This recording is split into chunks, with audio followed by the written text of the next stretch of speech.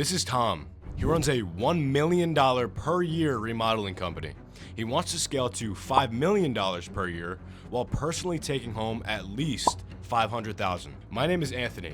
Me, as well as my partner Olivier, have generated contractors over $3 million in added revenue in just 2026 alone. In this video, we built Tom a complete roadmap that uncovers any missed opportunities that's inside of his business, while also breaking down exactly what he needs to fix, build, and prioritize in order to reach his $5 million per year goal profitably from our experience scaling contractors just like him. Hi, my name is Tom Holland. I am the owner of Riviera Home Builders. We're located in Brick, New Jersey.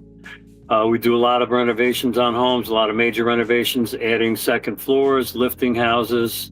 We do decks. We do everything down to kitchens. We'll take care of anything that you need. I've been in business. I've been doing this for 48 years, and I've been in business on and off probably 40 years. Got it.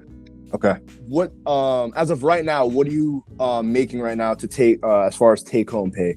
With the It varies. I'm usually never below 150. So, okay. Do all right. What would you want to be taking home as much profit as possible? Like, we want to get to as high a goal as possible so we can really showcase everything that we can do to get there. 400,000 or 500,000. Okay. So let's say $500,000. That's one. Okay. We've actually been able to do that for a couple of our clients. So let's that exact 150 to 500. So we can actually let's go ahead and get to that.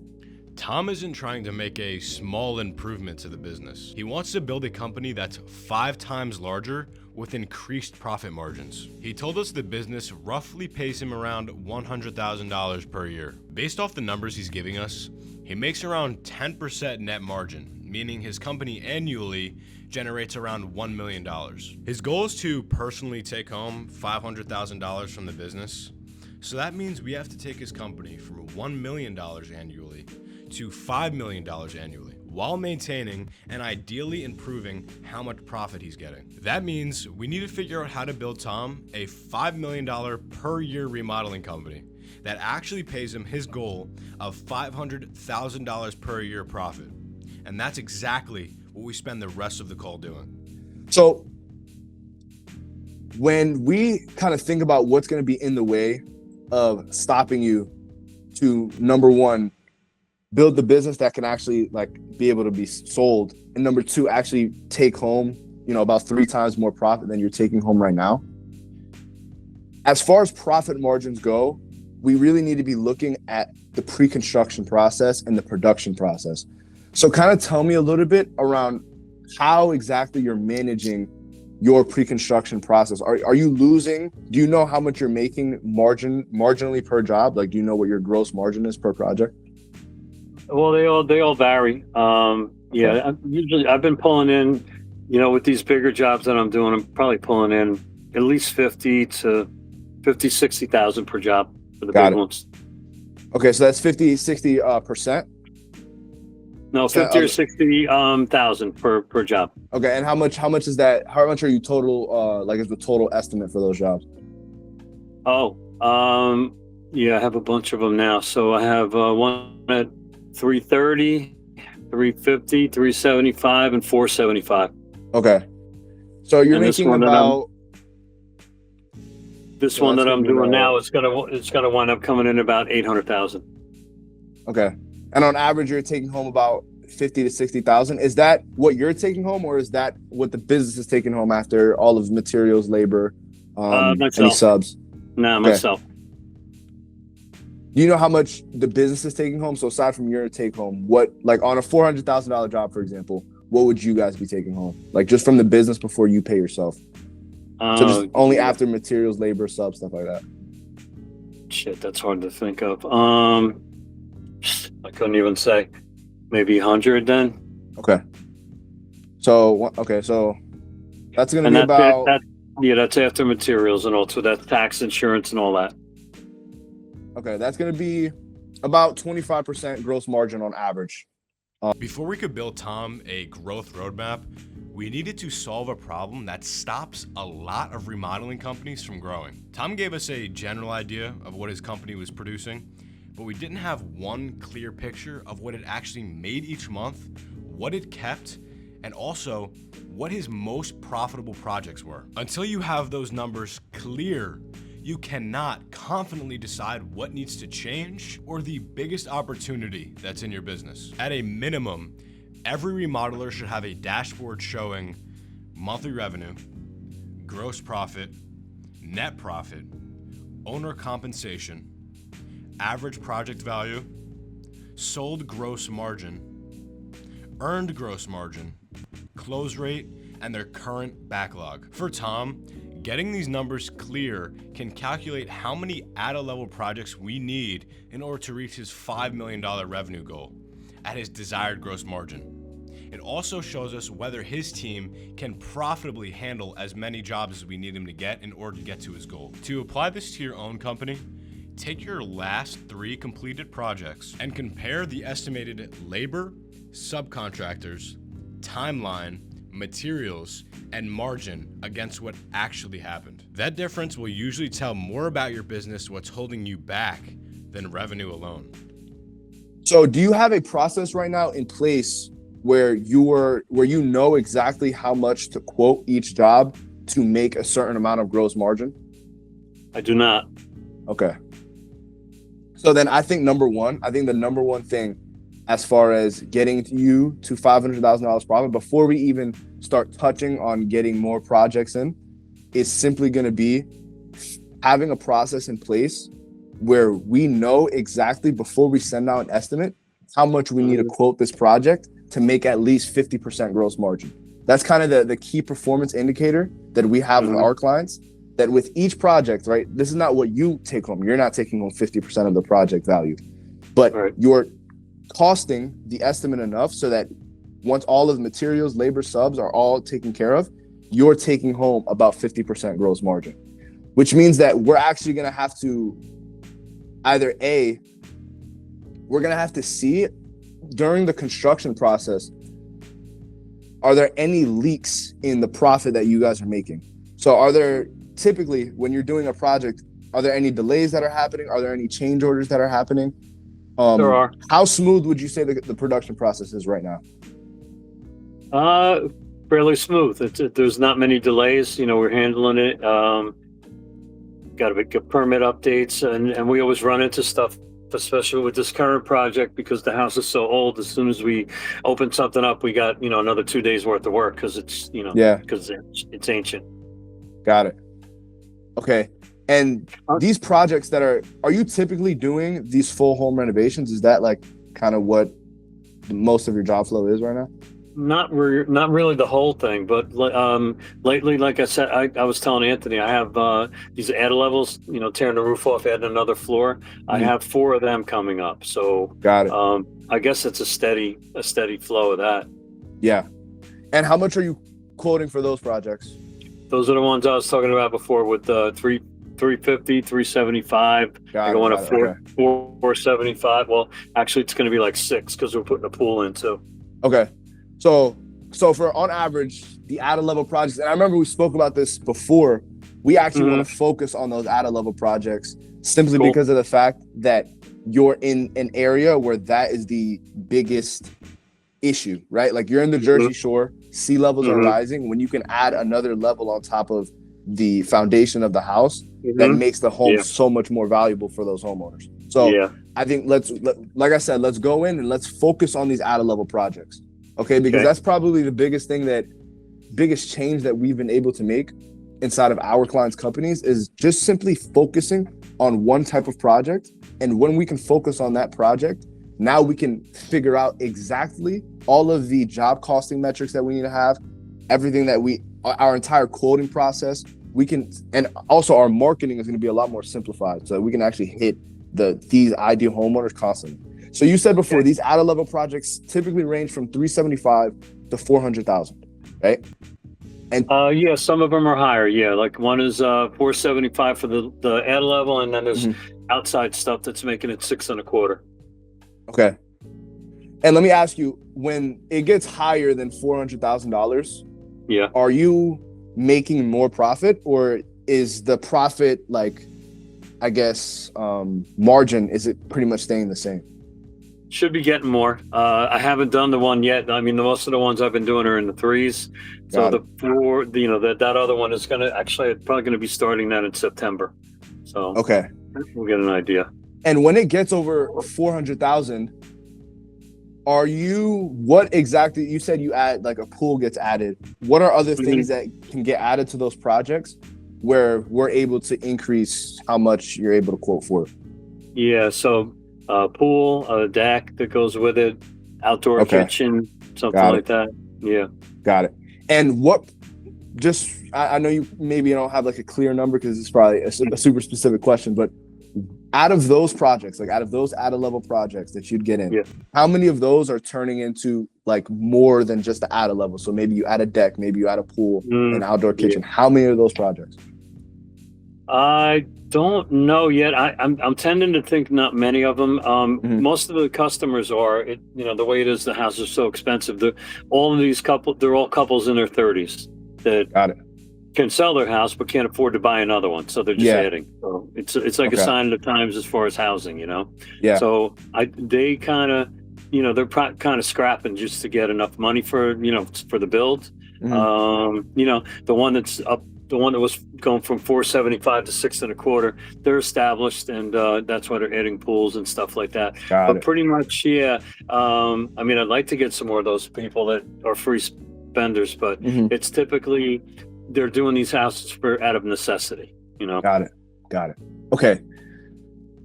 So in that case, then,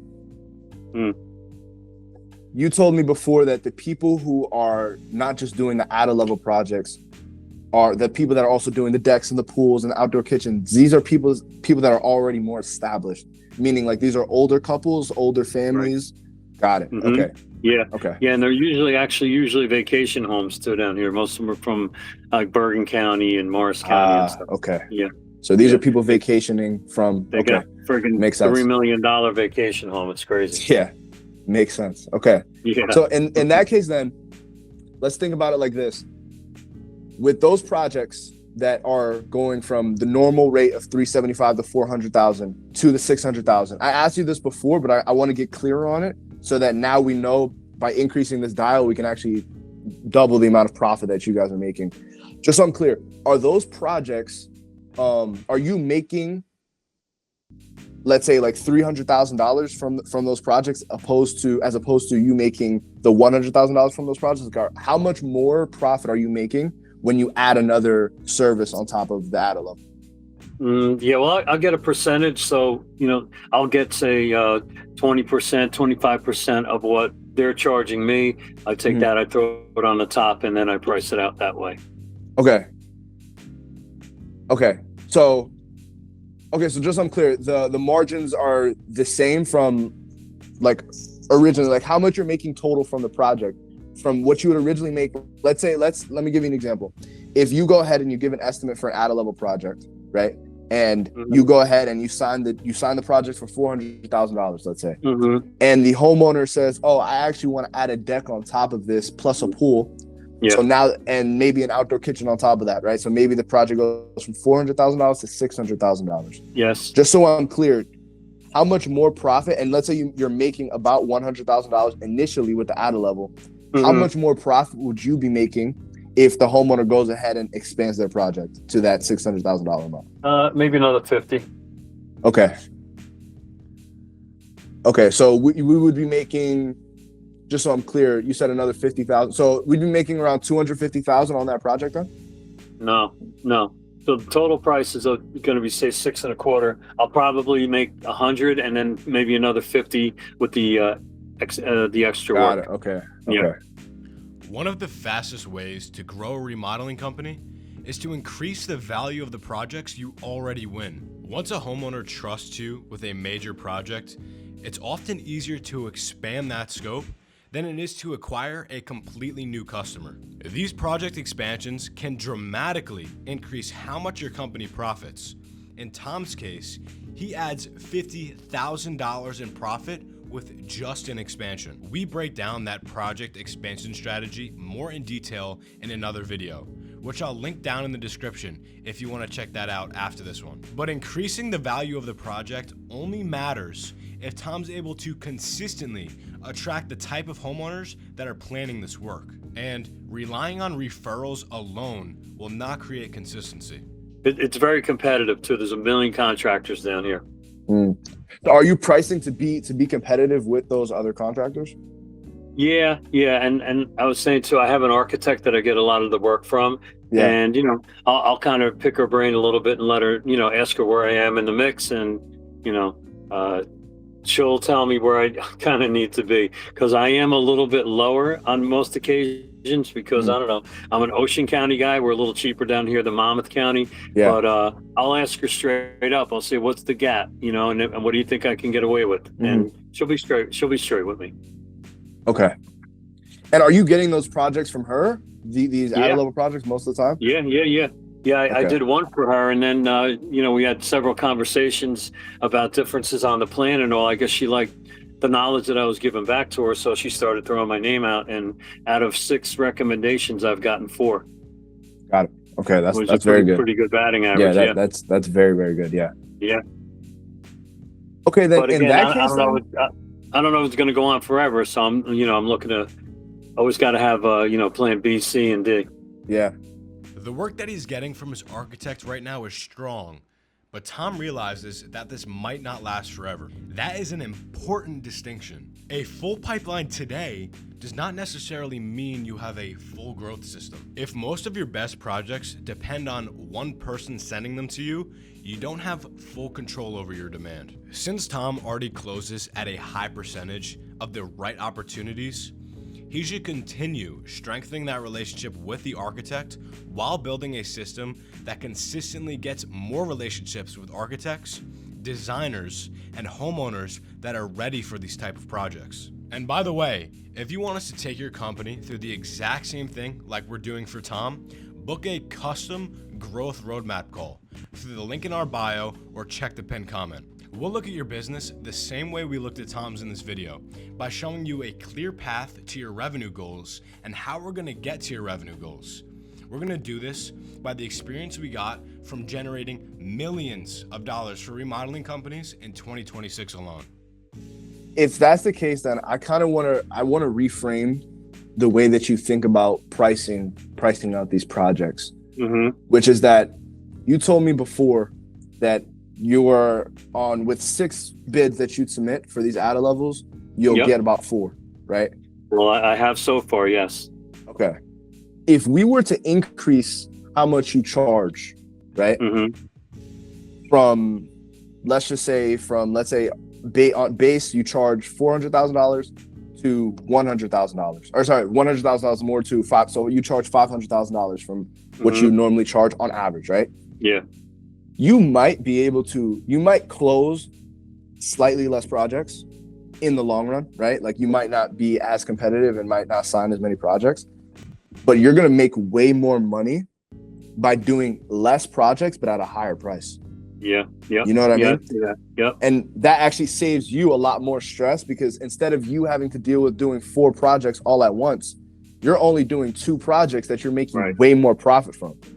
Right. So the key to increasing your prices, and we'll get into this more later on, is just we have to take your value as a contractor, as Rivera Home Builders. We have to communicate your value to the homeowner as not just a bid. Does that make sense? Meaning that we have to make sure that you showcase the homeowner why your company is more valuable than the other contractors, aside from price.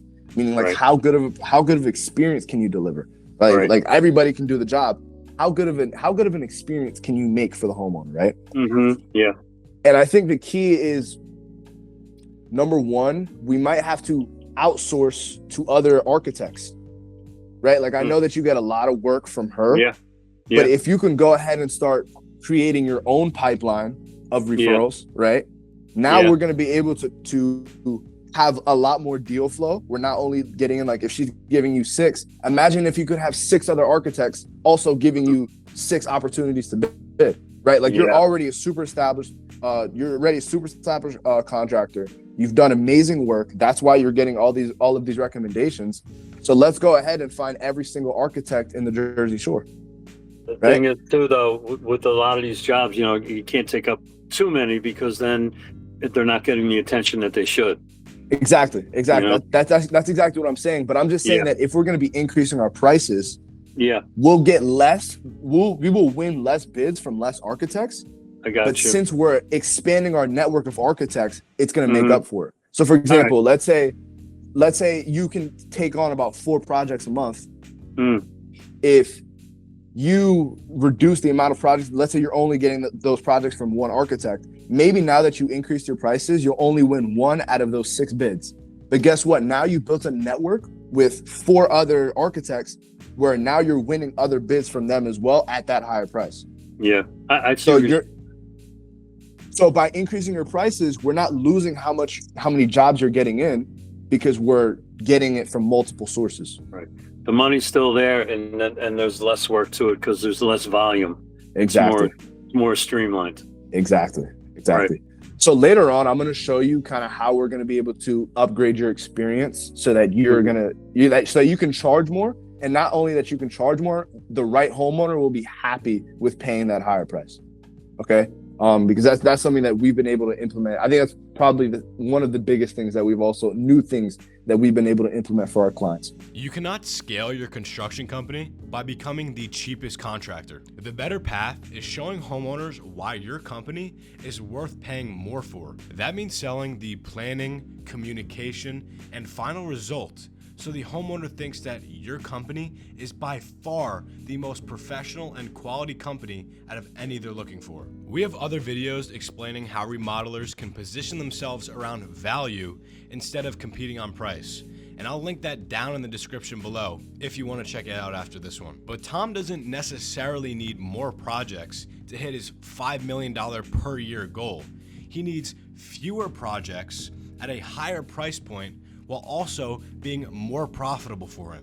So, just so I'm clear, we're going to be focusing on these out-of-level projects.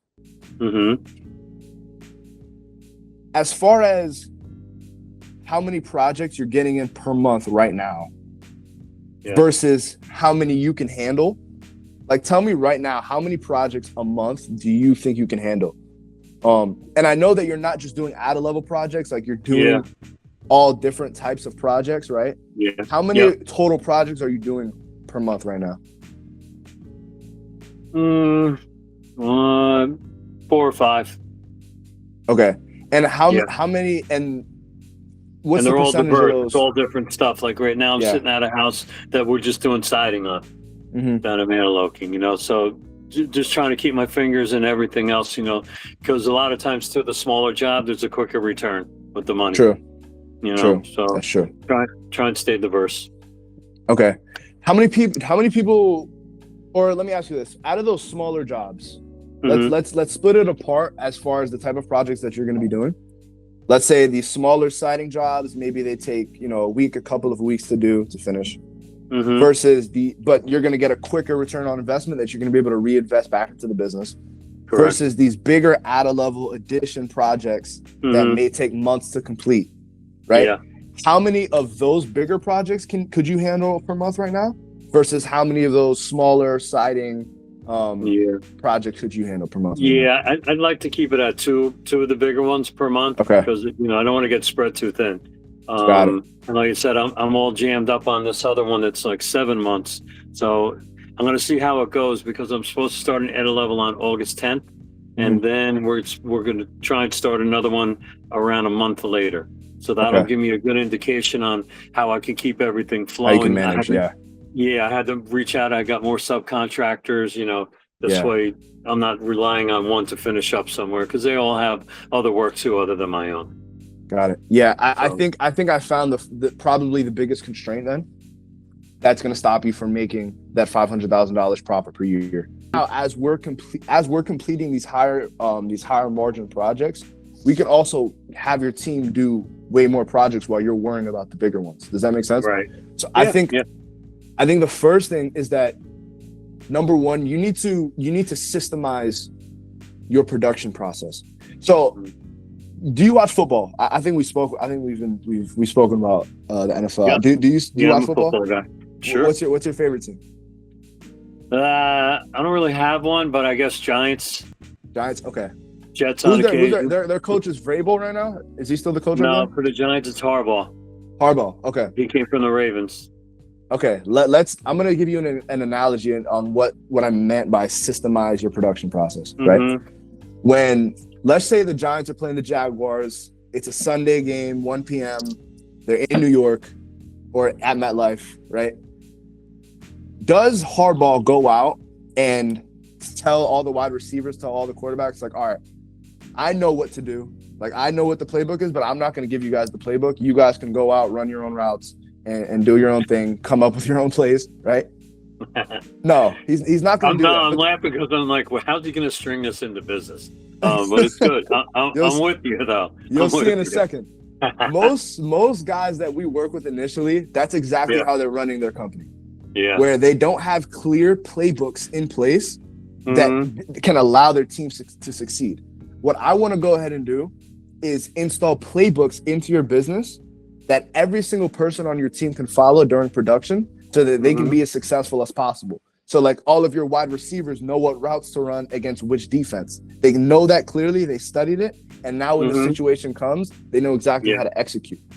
And what that's going to do is now you're going to be able to pass on way more projects onto your team without you having to be involved, right? So now you can go ahead and you can figure out and start working on creating relationships with other architects, other designers, and you can handle way more work simply because your team knows the playbook. They know exactly what to do and when.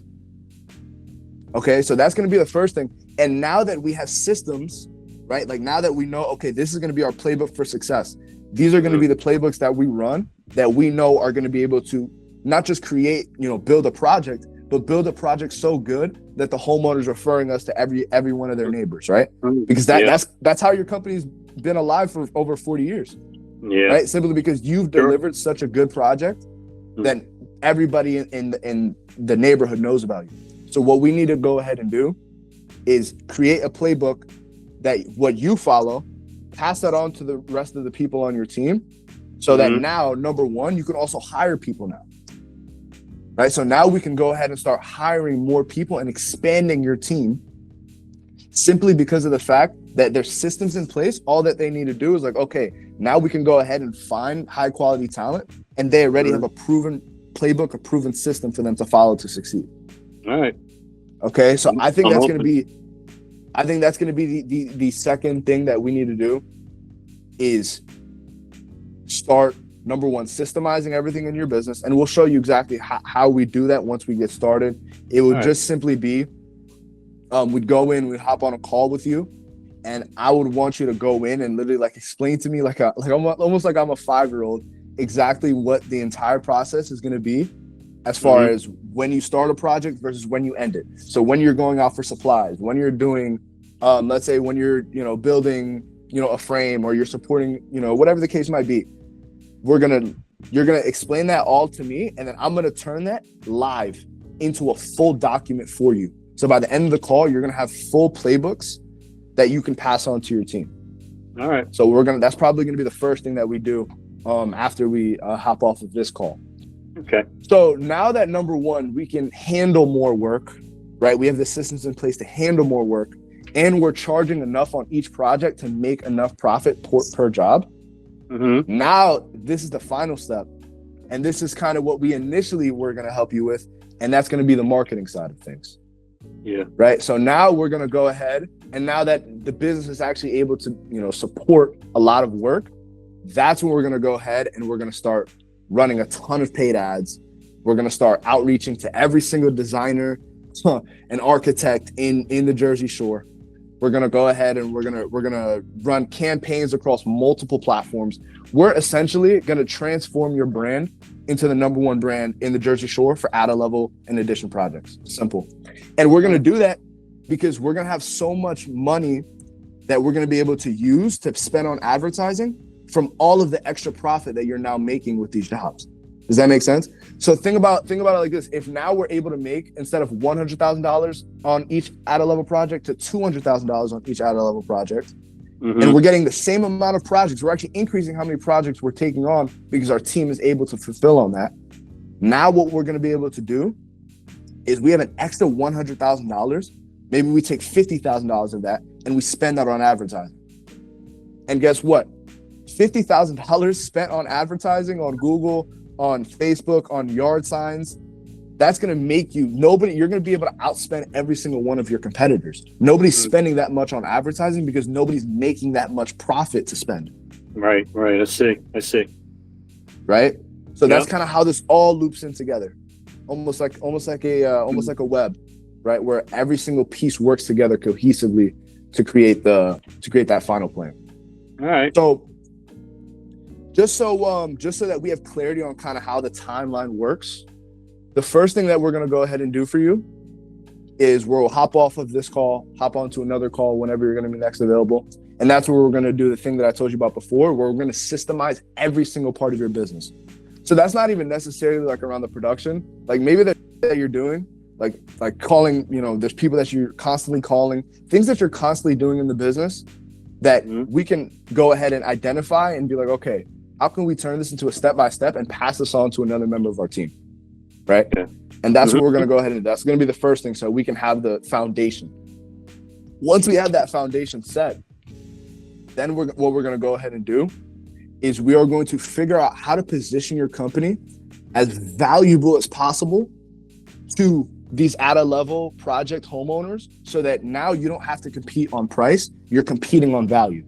So we're going to have to look and figure out, like, okay, how can we craft an experience so valuable that no matter what, I guess, the homeowner is thinking, they're no longer framed on price. They're actually thinking about, okay, like, this is clearly the most valuable person to do the project. Like, even though they might be a couple $100,000 more, I'm taking more of a risk by going with another guy.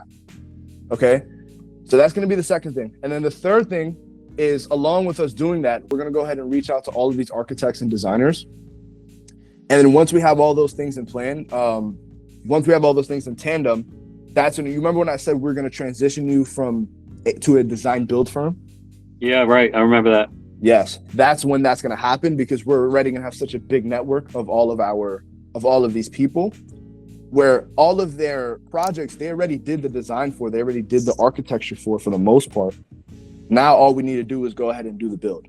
So we kind of have almost our team of architects and designers, but now we can go ahead and just fulfill on those projects.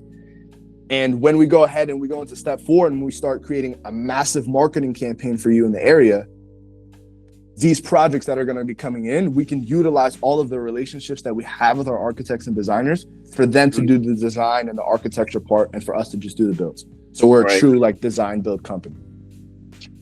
Sounds good. So listen, that's going to be the entire plan. Tom now has a clear roadmap for how to take his company from roughly $1 million per year to $5 million per year, while also increasing how much he takes home. The next step is to put the plan into action. We'll be sharing updates on Tom's progress, what we implement, and the results over on our Instagram. So go follow us there if you want to see how it plays out. And if you want to build the same roadmap for your remodeling company like we did for Tom, book your custom growth roadmap call in the link in the description, or check out the pinned comment. We'll break down every single aspect of your remodeling company live and show you what needs to be fixed and what needs to be implemented inside of your company in order to hit your next revenue or take-home profit goal. You'll walk away with a crystal clear roadmap, just like we gave Tom in this video. Check out the link in the description and the pinned comment and book your call.